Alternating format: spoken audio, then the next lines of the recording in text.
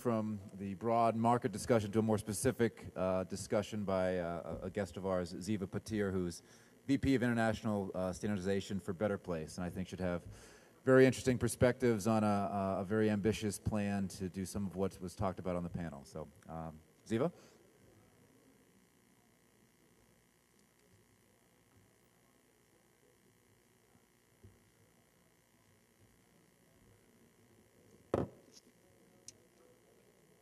I suggest that the ones who want to sit down will join us and the others will. Thank you for inviting me. I think it's a great opportunity to be here, and in a way, sorry, there's somebody else.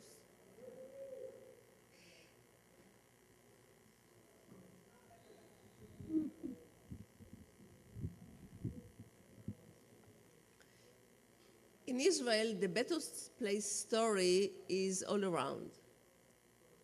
So it will be tough to tell you something new, but I will try to do so just by explaining to you that unlike most of the technology you know, when you have a technology looking for a problem or a technology looking for the right use or the right need, in our case, we have emphasized that there is a problem, and Shai Agassi, the founder of Better Place, tried to find a way to solve it. So I'll tell you the story of Better Place, which is really an interesting, amazing story. I'm in Better Place for 4 years already, which is I'm employee number 7.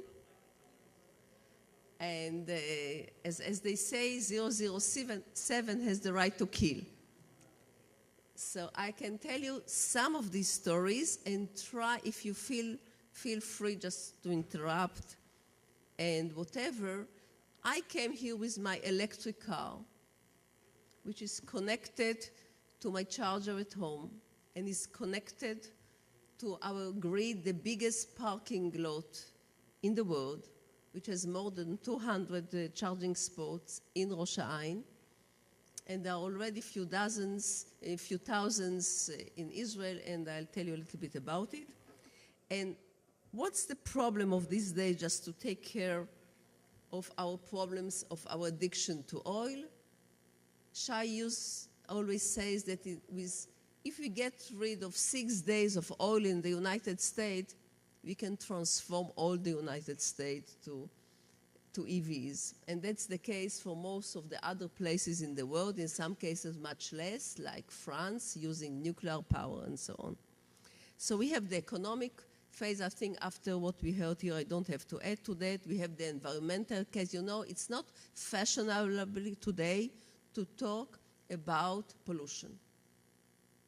Pollution is not a good word today. If you want to raise money, you should talk about global warming.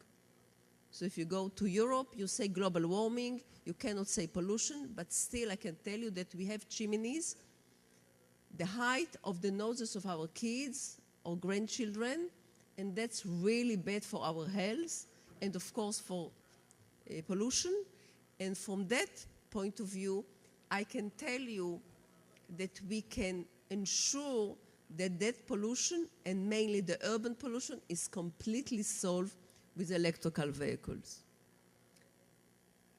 So what's still missing? And my colleague said before that he doesn't believe in electrical vehicles, he believes in hybrid. And I understand it's easier because hybrids have solved some of the problems we are talking about, but until today, we don't have more than 2% of hybrids in the world. And we have around 1 billion cars, and with 60 to 80 million new cars a year. And if we talk about hybrid, and we haven't started dealing with China and India, it cannot solve any of the oil problems. So it's a very nice thing, maybe economically and so on, and we are on the right way. But hybrids cannot solve the world problem, nor pollution, neither economical, neither the extinction of oil and so on. So if you transform 50% of the cars to hybrid, we still don't have oil. We still have the problem of pollution. because the number of cars is growing and growing. So the efficiency of the car, which is better and better every year, just compensate for the number of the cars which is growing, so nothing really happened. So the only solution is either to get rid of cars or to get rid of the pollution. As we don't believe that sustainability say just get rid of cars and start walking, or have just use buses or train. In Israel, even the trains don't use electricity, which is awful. So if that happened, just we have to know that we need a better solution. So what still we have the constraint to deal with. One is the fact that the batteries are too expensive. And we would like to believe that the Moore law exists for batteries as well, and we have lack of electrochemists and so on and so on, and I originally a chemist. So I can tell you that still it will take more time than double every 18 months and lower the price every 18 months. But still they are too expensive. We have to deal with that.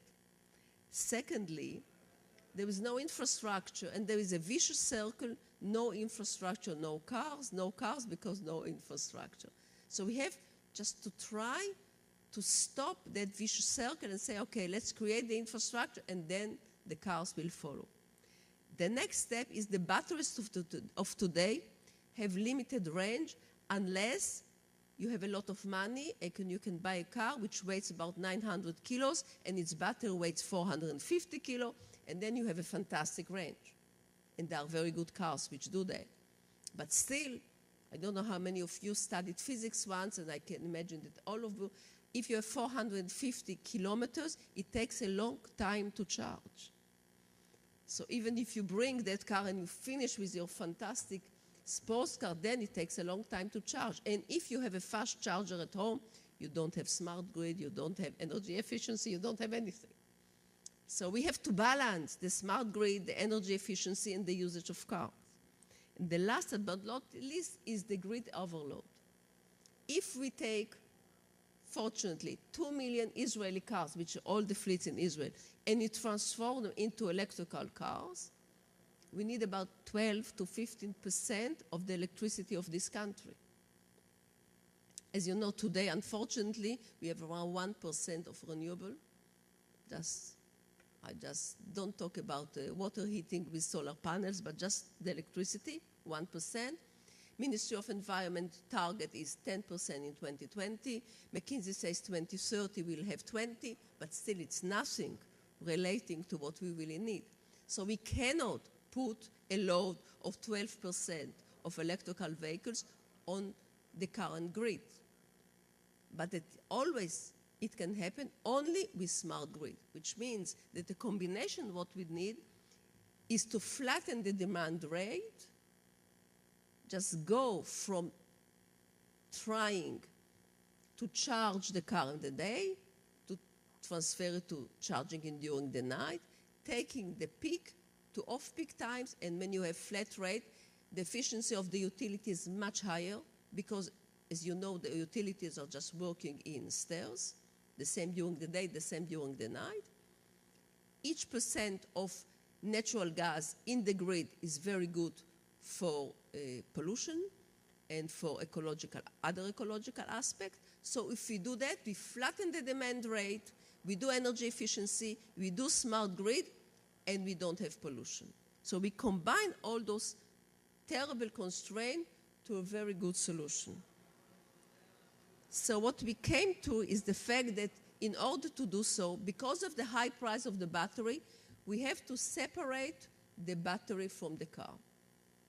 Because the car with the battery costs much more than a normal size family car, and we want to convert all the family cars to electric cars. We don't want to deal with the small city cars which use very little oil and relatively low pollution. We don't want to take the big car, the segment of the, I would say, rich and famous, because again, although they really pollute more than anybody else, but they are very few. So in order to take care of the big problem, we need to tackle the 2/3 of the cars, which do more than 90% of the miles and the kilometers, and those are the ones which we want to convert to electromobility. In order to do that, we should find a solution to take the battery out of the equation. Because the electricity is very cheap, and the battery is very expensive, and because the infrastructure is expensive. So if we mix everything together, we get a car with a normal price, and our cap is the price you pay today for gas, for a normal gas car. You know, everybody, if I give you a test, everybody will say, whoa, I want to go to electrical car and to be nice, green, and so on and so on. But if I really test, would you buy it? Then you ask me, how much does it cost? And you are not ready to buy a car and use it for more than you use your car today, more or less. That's why we have only 2% of hybrid cars. And I can give you our cars, and for the price of a hybrid today, I give you 3 years of free charging, which is really a very, very good deal. So that separation allowed us to be most business innovative and technologically innovative. So what drives us and what's the part of the infrastructure we are in? Better Place is not a car company. Better Place is a systematic solution company which combines the car, smart charging, energy efficiency, and 24-hour service, and battery exchange station. 95% of the time, you will charge your car at home or at work, which means no real impact on the grid, on the utility.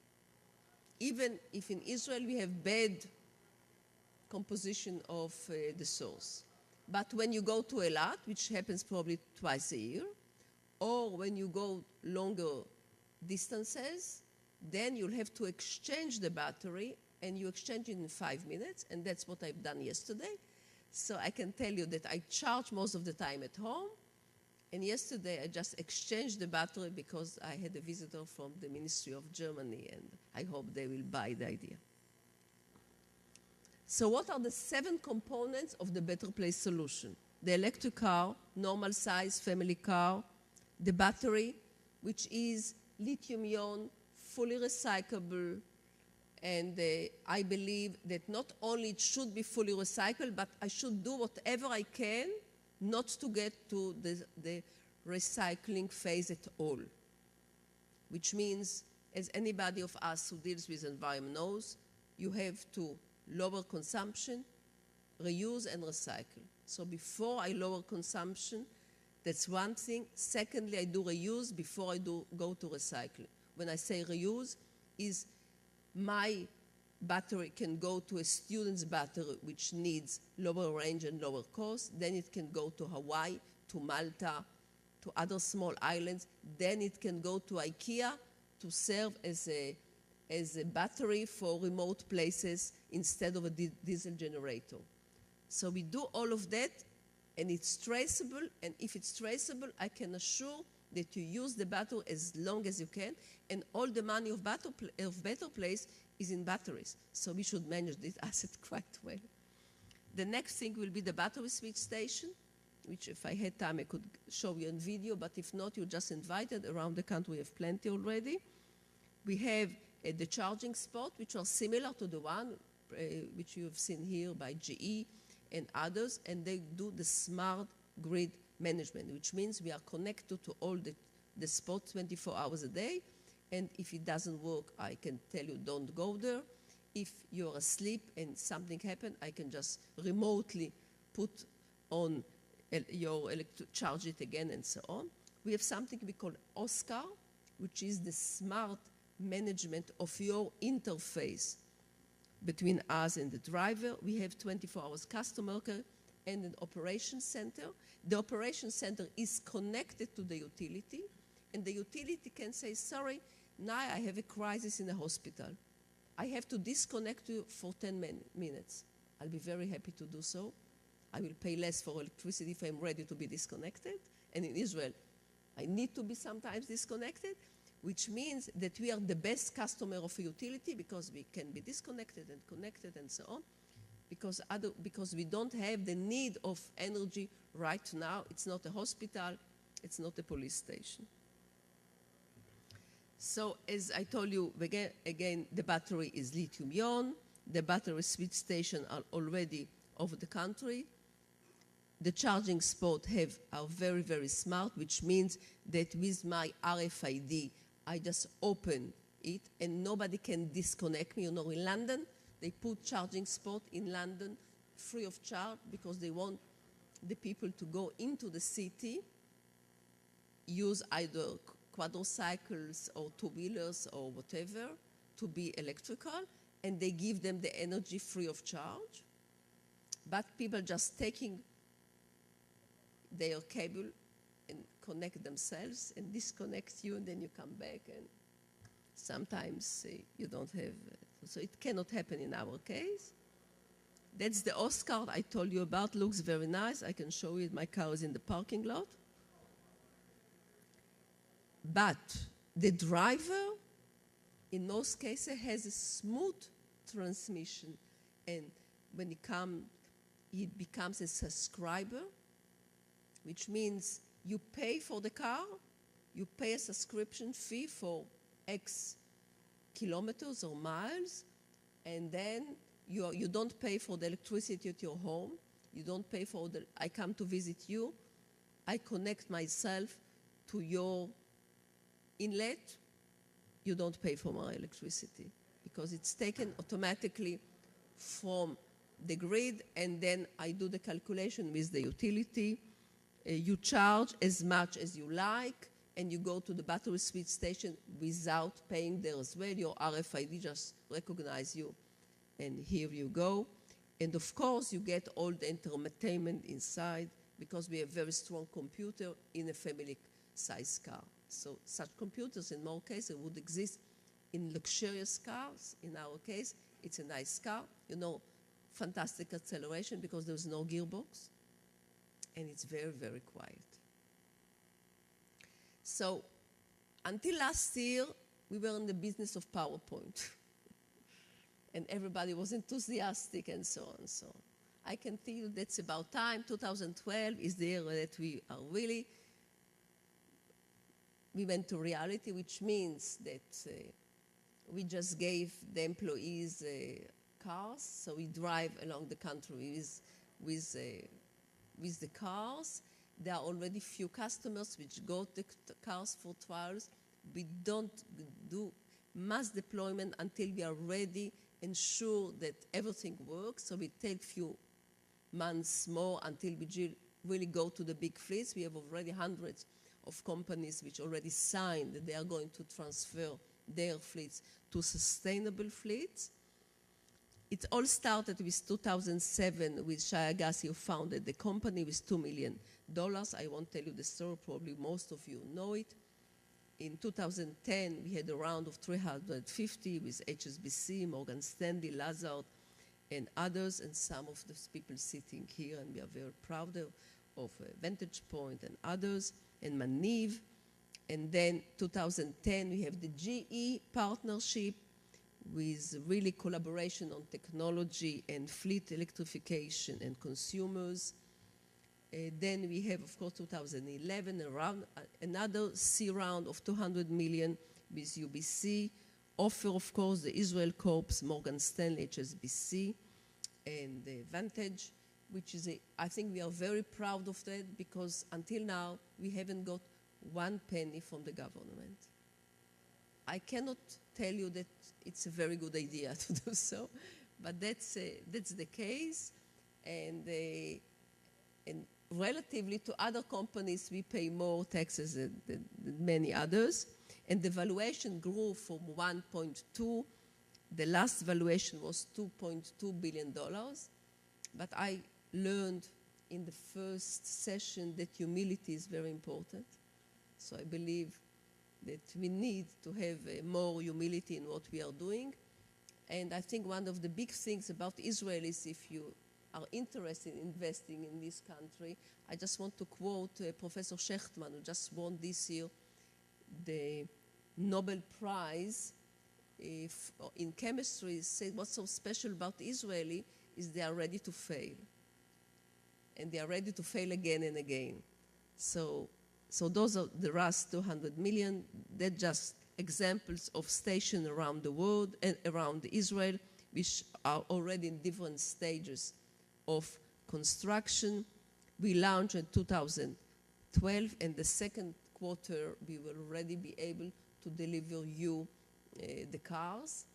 So anybody who is interested, visit our visitor center, which is just next door here, or see the company. You are more than invited. Thank you very much.